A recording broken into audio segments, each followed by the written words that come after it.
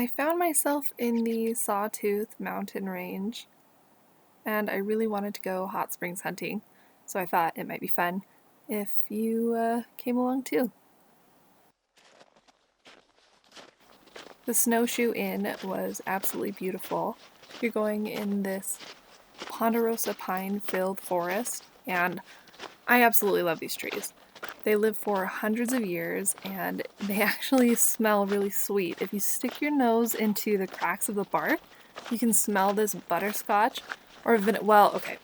If you have a very specific gene, I don't know how it works, you can smell it, but it's super dangerous. Be careful, because if you smell it and you have that gene, but your hiking buddy doesn't, and you're insisting that this tree smells like butterscotch, you just look like a crazy person. So sniff at your own risk.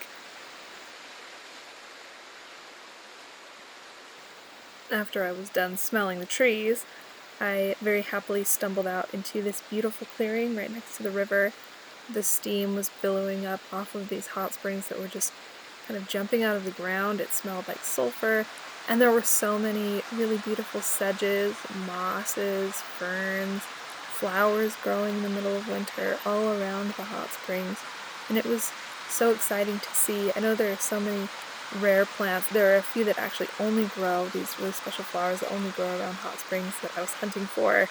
Didn't have a lot of hopes of finding them in the middle of winter, but it was still such a treat to see this beautiful plant life that is able to survive in such a hostile and extreme environment.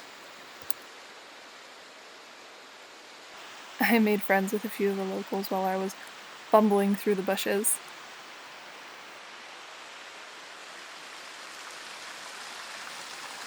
So we don't really know that much about what kind of life is in this water. There have been so many studies done of the hot springs in Yellowstone National Park, and so many exciting discoveries have been made in doing those studies. Like, I guess the technology for identifying an organ transplant donor with a patient in need, that came from this cyanobacteria that was in a hot spring in Yellowstone. But I'm having a really hard time finding any reports of thorough studies done of the thermophiles, the microbes that are found in the hot springs water in Idaho. And that's not necessarily for lack of trying. I think it'd probably be really hard to replicate the environment, keep these little guys hot enough to, really take them back to a lab and study them.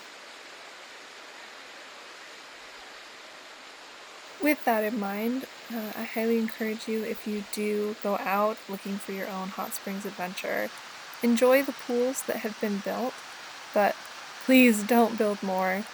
Enjoy the water as it is, and enjoy nature at its finest, in its natural state, because I think there's still so much to be discovered. I think there's still so much lurking in the water that we don't know about. And it is so fun to sit and soak in the scenery in the warm water, but let's try our best not to lose anything, because there's a lot that we don't know.